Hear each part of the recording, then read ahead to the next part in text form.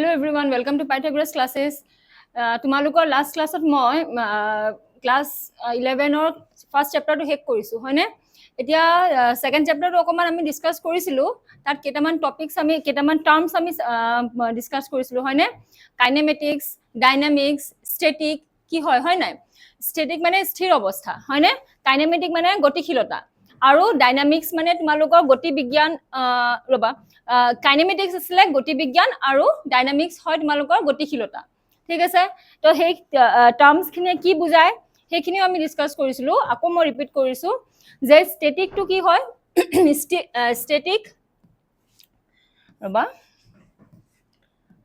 static মানে তোমালোকৰ হৈছে স্থিৰ অৱস্থা হয়নে মানে অবজেক্টটো যেতিয়া ৰেষ্টত থাকিব স্থিৰ অৱস্থা হয়নে মানে অবজেক্টটো যেতিয়া ৰেষ্টত থাকিব ই কোনো ধৰণৰ মোশন কৰি থকা নাই হয়নে এইটো অৱস্থাত তেতিয়া হলে when the object is at rest আমি কেনেকুৱা ধৰণৰ চেঞ্জ কেনেকুৱা ধৰণৰ ফেনোমেনাবোৰ দেখা পাও কেনেকুৱা ধৰণৰ কি বস্তু হয় সেইখিনি কথা আমি পঢ়িম হ'ব এতিয়া স্থিৰ অৱস্থাৰ পৰা যেতিয়া বস্তুটো পাৰ্টিকেলটো বা অবজেক্টটো গতিশীল অৱস্থালৈ যায় মুভিং ষ্টেটলৈ যায় তেতিয়া হেতু ব্ৰাঞ্চক আমি কি বুলি কওঁ কাইনেমেটিক্স হ'ব কাইনেমেটিক্স গতি বিজ্ঞান তো মেকানিক্সৰ যোনটো ব্ৰাঞ্চে অবজেক্টৰ গতি বিজ্ঞান হ'ব কি হৈছে মেকানিক্স এখিনি আমি কোড পঢ়ো মেকানিক্সত পঢ়ো মেকানিক্স হ'ব স্টেবল ষ্টেট মানে স্থিৰ অৱস্থা গতিশীল অৱস্থা কাইনেমেটিক্স ডাইনামিক্স এই গুটেইখিনি অবজেক্টৰ যোনখিনি মোশন যোনখিনি বস্তুৱে অবজেক্টৰ মোশন বুজায় ন সেই মোশন বুজোৱা ব্ৰাঞ্চটোক আমি মেকানিক্স বুলি কওঁ হ'ব তো কাইনেমেটিক্স হল কি মেকানিক্সৰ ব্ৰাঞ্চ এটা যোনটো ব্ৰাঞ্চত আমি কি বুলি কি পঢ়ো যেতিয়া অবজেক্টটো মোশনত থাকে তেতিয়া হলে তেতিয়া অবজেক্টটোৱে কি কেনেকুৱা ধৰণৰ ফেনোমেনা তাত আমি দেখা পাও সেইখিনি আমি কাইনেমেটিক্সত পঢ়ো কিন্তু কাইনেমেটিক্স আৰু ডাইনামিক্সত এটা ডিফাৰেন্স আছে কি হয় হেতু যে কাইনেমেটিক্সত আমি তাৰ ৰিজন বা কজ অফ মোশন টু নপঢ়ো বস্তুটো স্টেবল ষ্টেট বা স্থিৰ অৱস্থাৰ পৰা ৰেষ্টৰ পৰা গতিশীল অৱস্থালৈ গৈছে হয় মুভিং ষ্টেটলৈ গৈছে হয় কিন্তু মুভিং ষ্টেটটো কিয় পাইছে কিয় গৈছে কিয় মুভিং ষ্টেট ললে অবজেক্টটোৱে স্থিৰ অৱস্থাৰ পৰা কিয় মুভিং ষ্টেটলৈ কনভাৰ্ট হ'ল অবজেক্টটো সেই তাৰ কজ অফ মোশন বুজি পাইছা অবজেক্টটোৰ কজ অফ মোশন আমি কাইনেমেটিক্সত নপঢ়ো সেই কজ অফ মোশনটো কোনে কৰিব কোনে বুজাব ডাইনামিক্সে বুজাব ডাইনামিক্স ঠিক আছে ডাইনামিক্স তো ডাইনামিক্স হৈছে মেকানিক্সৰ এনেকুৱা ধৰণৰ এটা ব্ৰাঞ্চ যোনটো ব্ৰাঞ্চত আমি along with the motion of the object আমি সেই মোশনটো কজৰ কথাও আমি পঢ়ো হ'ব এতিয়া মোশনৰ কজ মানে ধৰি লোৱা কজ অবজেক্ট এটা স্থিৰ অৱস্থাৰ পৰা গতিশীল অৱস্থালৈ কেতিয়া যাব যেতিয়া অবজেক্টৰ ওপৰত এটা বল প্ৰয়োগ কৰা হ'ব হয় নাই হয়নে without applying any external force অবজেক্টটো ৰেষ্টৰ পৰা কেতিয়াও তাৰ ষ্টেটটো চেঞ্জ নহয় হয় নাই মুভিং ষ্টেটলৈ কেতিয়াও চেঞ্জ নহয় until and unless N external force is being applied upon the object হয় নে তো সেই যে এক্সটাৰ্নেল ফোৰ্স এপ্লাই কৰা হ'ল অবজেক্টৰ ওপৰত যে সেই এক্সটাৰ্নেল ফোৰ্স এপ্লাই কৰা হ'ল যাৰ কাৰণে অবজেক্টটোৱে নিজৰ ষ্টেটটো চেঞ্জ কৰিলে সেই কজটো আমি কাইনেমেটিক্সত নপঢ়ো আমি জাস্ট পঢ়ো যে the object is in motion it is gaining a velocity ইমান তাৰ acceleration হৈছে ইমান হ'ব তাৰ হি অবজেক্টটোৱে ডিসপ্লেসমেন্ট কৰিলে ইমান সেইখিনি কথাহে আমি পঢ়ো মানে আফটাৰ কজ মানে আফটাৰ মানে বস্তুটো যেতিয়া হৈ যায় তাৰ পাছত কি হয় বস্তুটো যেতিয়া অবজেক্টটো যেতিয়া মুভিং ষ্টেটলৈ গুচি যায় তাৰ পাছত অবজেক্টটোত কেনেকুৱা ধৰণৰ চেঞ্জেছবোৰ আহে সেই পাছৰ কথাখিনিহে আমি পঢ়ো অবজেক্টটো যে মুভিং ষ্টেটলৈ কিয় গ'ল কিমান ফোর্স এপ্লাই কৰা হৈছে হয়নে এইটো কথা কেতিয়াও কোৱা নাযায় যে কাইনেমেটিক্সত ইমান এমাউন্ট অফ ফোৰ্স এপ্লাই কৰা হ'ল বডিটো ওপৰত যাৰ ফলস্বৰূপে বডিটো গতিশীল অৱস্থালৈ গ'ল হেতু বস্তুটো কেতিয়াও কাইনেমেটিক্সত মেনশন কৰা নহয় হ'ব তেতিয়া হলে তিনটা ডিফাৰেন্স আমি গম পালো স্ট্যাটিক হয় যেতিয়া বস্তুটো ৰেষ্টত থাকিব হ'ব কাইনেমেটিক্স হয় যেতিয়া অবজেক্টটো from the rest state it changes the it state to motion হ'ব মানে অবজেক্টটো মোশনত কনভাৰ্ট হৈছে এতিয়া হ'ব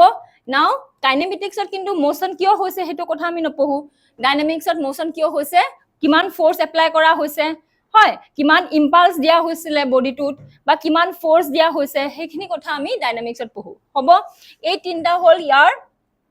কিছুমান টাৰ্মস বোৰ হল যোনখিনি আমি জানিব লাগে আৰু এটা কথা কৈ দিও এইখিনি টাৰ্মস তোমালোকক কোৱেশ্চন কেতিয়াও এক্সামত নুহুদে যে কাইনেমেটিক্স কি হয় ডাইনামিক্স কি হয় গতি বিজ্ঞান কি হয় গতিশীলতা কি হয় সেইখিনি কথা আমি কেতিয়াও তোমালোকক এক্সামত নুহুদে কিন্তু এইখিনি হল তোমালোকক বেসিক কনসেপ্ট এইখিনি জানিলেহে আমি ফাৰ্ডাৰ মোশনৰ কথা অবজেক্টৰ মোশনৰ কথা আমি ভালকে বুজি পাম হ'ব এইখিনি জানিব লাগে একচুয়ালি হয় এতিয়া ইয়াৰ পাছত আমি এটা মই কৈছো ন অবজেক্টটো মোশনত আহিছে মানে চেপ্টাৰ 2 তে হৈছে motion in a straight line হয় নাই motion in a straight line ৰৈখিক গতিত কৰা তাৰ ৰৈখিক গতিত আগবঢ়া কোনো বস্তুৰ বিষয়ে আমি সেকেন্ড চেপ্টাৰত আমি পঢ়িছো হয় নে তো motion in a straight line তো স্ট্ৰেট লাইন যেতিয়া বস্তু এটা মোশন মুভ কৰিব তাৰ প্ৰথম বস্তু কি হ'ব ই এটা ডিসটেন্স কভাৰ কৰিব হয় নাই প্ৰথম ঘটনাটো হ'ব ই এটা ডিসটেন্স কভাৰ কৰিব যেতিয়া অবজেক্টটো ৰেষ্টৰ পৰা গতিশীল অৱস্থালৈ যায় তেতিয়া প্ৰথম ঘটনাটো হ'ব অবজেক্টটোৱে এটা ডিসটেন্স কভাৰ কৰিব এটা দূৰত্ব অতিক্ৰম কৰিব হয় নাই তাৰ পাছত এই ডিসটেন্স কভাৰ কৰা আৰু ডিসপ্লেসমেন্ট এই দুইটা পাৰ্থক্যনো কি হয় দূৰত্ব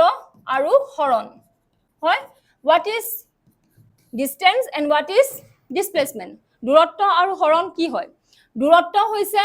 the total length covered by the object during its motion হ'ব তাৰ টোটাল কিমান লেন্থ কভাৰ কৰিছে টোটাল কিমান দৈৰ্ঘ্য হি কভাৰ কৰিছে বস্তুটোৱে তাৰ জাৰ্নিটোত তাকে আমি দূৰত্ব বুলি কওঁ এতিয়া ধৰি লৈছো ফৰ এক্সাম্পল পাৰ্টিকেল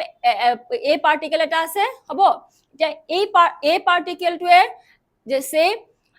এক্সৰ পৰা এক্স পইণ্টৰ পৰা ওয়াই পইণ্টলৈ যাব ঠিক আছে এ পাৰ্টিকেল এটা আছে এ পাৰ্টিকেলটোৱে from X point to Y point ই তাৰ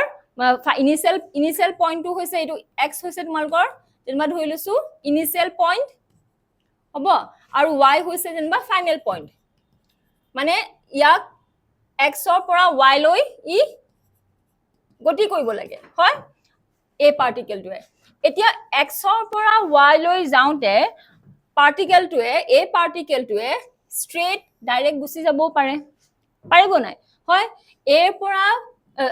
এক্সৰ পৰা ওয়াই লৈ এই পাৰ্টিকেলটোৱে ডাইৰেক্ট স্ট্ৰেট পাথত গুচি যাব পাৰিব হয় এতিয়া আৰু ইয়াৰ বিকল্প কি স্ট্ৰেট লাইনত নগৈ ই কি কৰিব ই ওপৰলৈ এবাৰ গৈছে তাৰপা আকৌ হি এফালে আহিছে আকৌ তললে নামিছে হয় নাই বা ই এনেকে সিধাকে আহি আকৌ ওপৰলৈ গুচি গৈছে হয় নাই তো যি ধৰণৰ যেনেকুৱা ধৰণৰ পাথ হি ল'ব পাৰে অবজেক্টটোৱে পাৰ্টিকেলটোৱে হয় নাই যেনেকুৱা ধৰণৰ পাথো হি ল'ব পাৰে এতিয়া এই যে মই কলো ডিসটেন্সটো হৈছে total length cover during the journey of the particle হয় না এই